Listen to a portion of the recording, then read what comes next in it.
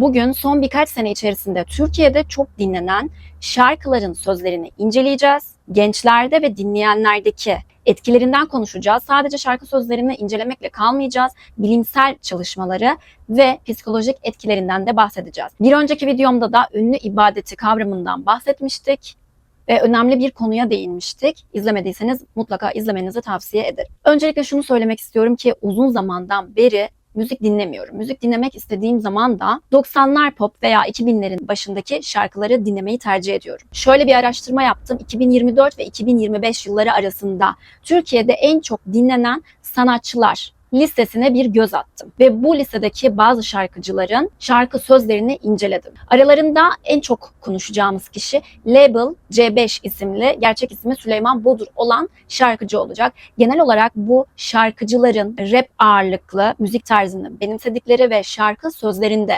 cinsellik, madde kullanımının övülmesi, kadınların metalaştırılması, kadın vücudunun metalaştırılması ve narsizm kokan cümleler çok fazla ama dediğim gibi aralarında incelediğim zaman en çok Süleyman Bodur isimli Label C5'in şarkılarını örnek olarak göstereceğim. Zaten ekranda da şarkı sözleri gelecek. Anladın, bitti onların devri. Hadi güle güle in oğlum. Onun arabası var, güzel mi güzel diye şarkı yapıyorsun. Onlar arkadan havlarlar demiş birine bir şey yapıyorsun. Ne diyorsun? Bu kişinin Orkun Işıtmak'la bir röportajına denk geldim araştırırken. İzleyeyim dedim ama 5 dakika izleyebildim. Daha fazlasını izleyemedim. Gerek hal, hareket, tavır, söyledikleri sözler beni gerçekten irite etti. Ne anlatıyorsun oğlum? Bana gelmiş bana laf atıyorsun. Sana cevap verince ben laf atmış gibi köpürüyorsun. Uzaklaşsınlar. Sadece öyle konuşurlar, laflarını da yiyip... Şarkıcılar topluma rol model olmalı mı diye soracak olursanız benim fikrim evet olmalı. Ama şarkıcıların, oyuncuların böyle bir zorunluluğu yok diyenler de var. Bana göre olmalı çünkü bu insanlar özel hayatlarını anlatıyorlar, magazine çıkıyorlar. Böyle bir hayatı benimsemişler ve bu konularla para kazanıyorlar. En azından iyi örnek olmak istemiyorlarsa kötü örnek olmamaları gerektiğini ve nötr kalıp sadece işlerini en düzgün şekilde yapmaları gerektiğini düşünüyorum. Çünkü etki alanları çok fazla. Fenomenlerden bahsetmiştim ama bence müzik sözlerinin ulaştığı kişi sayısı çok daha fazla. Çünkü her yerde araba kullanırken, bir kafede otururken her yerde dinleme potansiyeli olduğu için çok fazla kişiyi etki altına alıyor. Ve yine bu kişinin Mustafa Sandal'a bir röportajda laf attığını gördüm. Şöyle söylüyordu. Onun arabası var, güzel mi güzel diye şarkı yapıyorsun. Onlar arkadan havlarlar demiş birine bir şey yapıyorsun. Ne diyorsun? Onun arabası var şarkısını yazan bir adam mı bana laf atıyor diye bu şarkıyı küçümsemişti. Bilenleriniz vardır bu şarkıyı ama yeniden söylemem gerekirse bu şarkı bence anlamlı bir şarkı. En azından kendi yazdığı sözlerden çok daha anlamlı. Çünkü nakarat kısmında sadece onun arabası var kısmına bakmış herhalde. Bilmiyorum ama şunu anlatmak istiyor şarkı. Madde olan her şeyin geçici olduğu, madde olan şeylerin aslında çok bir öneminin olmadığı, arabası var diyor, şoförü var diyor. Ama en sonuna gelindiği zaman ama maalesef ruhu yok, onun için hiçbir şansı yok diyor. Ne kadar anlamlı sözler bence. Fiziksel güç gösteren ki bu şarkıcılar sürekli şarkılarında para, fiziksel güç gösterileri, lüks yaşamdan bahsederken Mustafa Sandal'ın şarkısında bunların hiçbir öneminin olmadığı, çünkü bu kişinin ruhunun olmadığından bahsetmiş. Yorumu size bırakıyorum. Eski rap kültürüne baktığımız zaman aklımıza kim geliyor? Ceza geliyor, Sagopa Kajmer geliyor. Daha başka sanatçılar da var. Bu insanların şarkı sözlerini biraz incelediğimiz zaman şimdiki rap kültüründen çok daha farklı olduğunu görüyoruz. Eski şarkı sözlerinde daha çok toplumsal konulara değinilirken adaletsizlik, eşitsizlik, özgürlük gibi konulara değinilirken cinsellik, madde kullanımının övülmesi neredeyse yok gibi. Daha çok sistem eleştirisi yapmışlar ve bireysel motivasyonu arttırıcı sözler kullanmışlar. Ama dediğim gibi biraz bile araştırdığımız zaman şu son zamanlarda çıkan Blok 3, Level C5, Çakal, Uzi, Ati 242 gibi isimler şarkılarında hep kadın bedenini konuşmuşlar. Şarkı sözlerini buralara getireceğim. Yasaklı madde kullanımını övmüşler. Partilemek, sorumsuz bir yaşam. Kendilerine baba diyorlar ve bu da narsizmi, sadece ben kuvvetliyim, ben güçlüyüm gibi böyle bir çeteleşme kültürünü de öven sözler de var. Elbette ki şarkı sözlerinin bize bilimsel veri sunmasını beklemiyoruz. Peki müzik sözlerinden temel ve basit anlamda ne beklenir diye soracak olursanız, insana dair duyguları bize anlatmasını bekleriz. İnsanın hüznünü, bazen öfkesini, mutluluğunu anlatır ve dinleyen kişi psikolojik olarak rahatlatır. Ben yalnız değilim, bu duyguları başkaları da yaşıyormuş dedirtir. Müzik sözleri insana umut verir, cesaret verir, değer görme duygusunu hissettirir. Peki bu sözler insanlara neler aşılıyor, neler hissettiriyor? Son zamanlarda yine çok konuşulan bir müzik grubu var, Manifest isimli.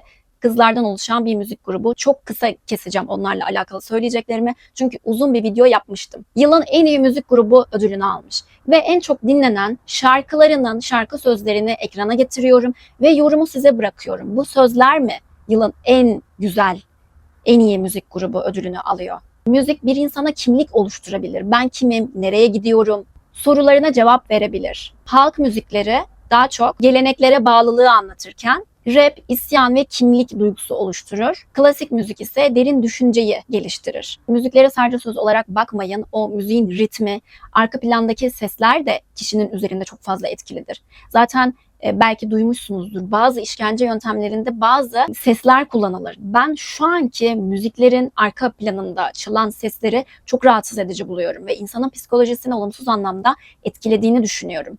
Eskiden Osmanlı zamanında veya daha antik uygarlıklarda şifahaneler varmış ve müzik sesleri, işte suyun çıkardığı sesler veya başka sesleri terapilerde insanların şifalanmasında kullanırlarmış. Peki şimdi dinlediğimiz müzikler ne?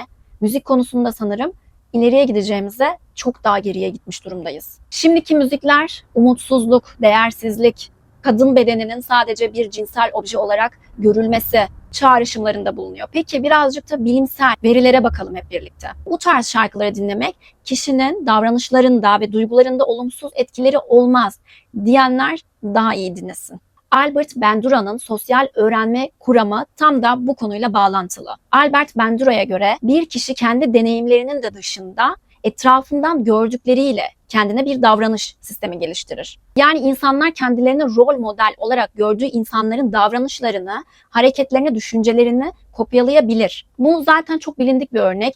Mesela şu an beni dinleyen sizler bile benim fikirlerimi kendi fikirlerinize yakın gördüğünüz için beni açıp dinliyorsunuz ve dinlemeye devam ediyorsunuz. İşte bu şarkı türlerini dinleyen insanlar da o kişiyi kendi düşünceleriyle bağdaştırıyor. Onlar gibi olmak istiyor. Onları rol model alıyor ve onları takip ediyor. Zaten takipçi, fan bunlar demek. Sadece şarkı sözlerini dinliyorum ve kapatıyorum değil. O yüzden bu tarz insanların rol model olmak gibi bir zorunluluğu da var bir yerde. Taklit ve özdeşleşme, şarkısını dinledikleri kişiyi gençler taklit de ediyorlar. Onun yaptıkları hareketleri veya dünya görüşünü kendileriyle özdeşleştiriyorlar bir süre sonra. Onlara göre başarılı, çünkü en yüksekte görüyorlar o kişileri, cool görüyorlar. Onların davranışlarını model olarak alıyorlar. Ve pekiştirme yöntemi.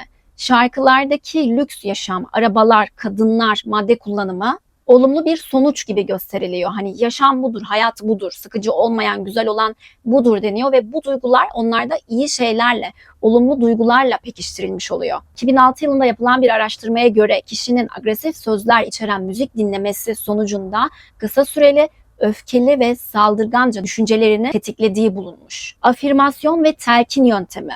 Telkin olumlu anlamda da olumsuz anlamda da kullanılabilecek bir teknik aslında. Şarkı sözlerinde sürekli tekrar eden cümleler kişinin bilinçaltına mesaj oluyor. Ne kadar sık ve ne kadar güçlü bilinçaltına mesaj giderse bu kişide o kadar etki ediyor. Ki 21 yaşına kadar beynin ön bölgesindeki frontal lob zaten karar verme mekanizmasını da içerdiği için ve onun gelişimi 21 yaşına kadar devam ettiği için bana soracak olursanız ergenlik yaşı, ki zaten bazı ülkeler de artık bu şekilde kabul ediyor, 18 değil 21 yaş.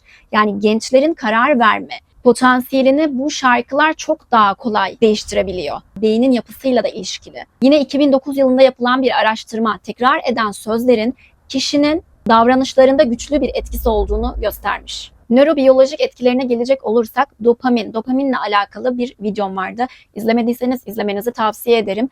Dopamin beynimizdeki haz ve ödül merkezidir. Tehlikeli bir yer. Çünkü şu an sürekli elimizde telefonlar var. Sadece telefon olarak düşünmeyin. Bağımlılık olan her şey dopamin sistemini etkiliyor. Şöyle basit bir şekilde anlatabilirim size. Bir kişi beyindeki haz duygularına 10 birimde ulaşıyorsa telefon bağımlılığı, başka bağımlılıklarla o kişinin mutlu oluşu, işte bir haz ve mutluluk hissedişi bir süre sonra o duyguya alıştığı için 15 birimde onu elde ediyor. Bir süre sonra 50 birimde, bir süre sonra 100 birimde. İşte bu yüzden bağımlılıkları olan insanlar bir süre sonra artık hiçbir şeyden tatmin olmamaya başlıyorlar. Günümüzde de bu çok yaygın. Sürekli sıkılıyoruz. Sürekli elimizdeki telefonları kaydırıyoruz. Sıkılmaktan korkuyoruz. Sıkılmak bizim için çok korkunç bir şey.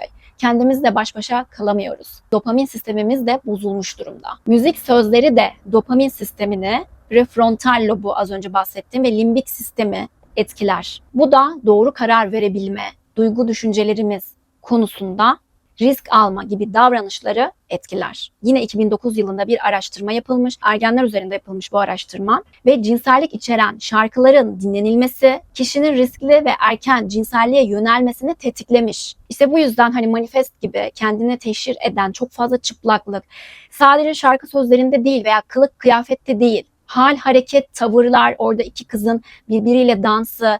Bir kesim tabii hani bunun psikolojik açıdan bakmadığı için, sadece bu bizim özgürlüğümüz diye baktığı için bu kısımları görmüyorlar. Ama bu tarz araştırmalar yapılmış ve bu tarz sözler, bu tarz hareketlere, bu tarz giyim tarzına erken maruz kalan çocukların, çocuk diyorum ben onlara, çocukların yanlış ve hatalı cinsel eğilimleri de olmuş. O yüzden bu konular çok önemli. Tabii ki de hayatımıza döndüğümüz zaman herkesin bir olaya aynı tepkiyi vermesini beklemiyoruz. Kimi çok fazla etkilenir, kimi etkilenmez ama kurallar her zaman zayıf olan halkaya göre koyulur. Zayıf olan halka çok fazla etrafımızda. Sizde bile belki vardır veya etrafınızda vardır. Kişiye tütüne başlama yaşı sorulduğu zaman, muhabbet edildiği zaman arkadaş ortamında başladım der veya başka konular konuşulduğu zaman yine birinden görmüştür. Yanlış arkadaşlıklar edinmiştir ve onlardan bu alışkanlıkları görmüştür. Yani etrafımız, dinlediklerimiz, izlediklerimiz, bize söylenenler, telkinler bir kişinin kişiliğinin şekillenmesinde çok etkili. Siz etkilenmiyorsanız, çünkü böyle diyorlar işte ben şunları izledim, bunları yaptım, ben etkilenmedim diyen kişiler de oluyor. Ben de şunu diyorum, sen etkilenmedin diye karşıdaki de etkilenmeyecek diye bir şey yok. Bu konudan bağımsız bu etkilenme mevzusuna girecek olursak haberlerde de çok fazla şiddet içerikleri, işte çok detay veriliyor. Bir adamın karısının hayatına son vermesi olaylarını detay anlatıyorlar ve bir süre sonra aynı benzer olaylar ortaya çıkıyor. Çünkü o kadar binlerce kişi, o kadar çok kişiye ulaşıyor ki kimin sizi izlediği, kimin sizi dinlediğini bilmiyorsunuz. Hangi psikolojiyle insanların sizi izlediğini, dinlediğini bilmiyorsunuz. Haberlerden de özellikle bahsediyorum ve onu rol model alabiliyor. Aklına herhangi bir düşünceyi düşürmüş olabiliyorsunuz. O yüzden bu kadar kitlelere hitap eden insanların kesinlikle rol model olma gibi bir durumu var bana göre ve yine altını çiziyorum. Yoksa bile bence var. Yoksa bile en azından kötü model olmamalılar. Şarkı sözlerinde bencillik tavan yapmış durumda.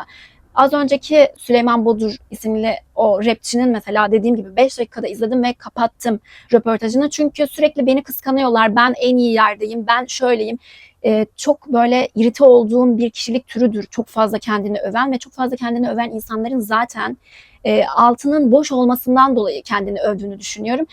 O kadar dünyada o kadar çok bilgi var ki ve bir insan ben bu konuda çok iyiyim dediği zaman bana aslında çok bir şey bilmediği duygusunu veriyor. Ya bu adamdan hani bu adamı tanımıyorum etmiyorum. Bir tane şarkısını bile dinlemedim. Bu videoyu yapmak için bile kusura bakmayın. Şarkısını açıp dinleyemedim. Bana hiç hitap eden bir tarz değil. Dış görünüş ve kılık kıyafet olarak da fenotip olarak da güzel bir örnek değil. Böyle düşünüyorum ben çünkü hal, hareket, tavır. Şimdi bunu dinleyen insanlar nasıl bir yol, yöntem geliştirir kendine? Kadına bir bakış açısı nasıl olur? Paraya bakış açısı nasıl olur? Bu çok ciddi bir mevzu, çok ciddi bir mevzu. Sizler bu konu hakkında ne düşünüyorsunuz? Sizin yorumlarınızı merak ediyorum. Etrafınızda bu tarz müzikler dinleyenler var mı? Veya siz de dinliyor olabilirsiniz ama belki bu videoda anlattıklarımdan dolayı ben bunları artık dinlemeyeceğim diyor musunuz? Çünkü gerçekten alt metninde verdiği zararların çok olduğunu düşünüyorum. Bir sonraki konumuz neyle alakalı olsun? Eski videolarımda daha bilimsel konular da işliyordum. O konulara giriş yapalım mı? Yoksa yine bu konular üzerinden mi gidelim? Yoksa biraz bu konular biraz eskisi gibi daha bilimsel konular mı konuşalım? Sizin fikirlerinizle şekillendireceğim. Bu konuda da bana yardımcı olursanız çok sevinirim. Beni dinlediğiniz için teşekkür ederim. Bir sonraki videoda görüşmek üzere.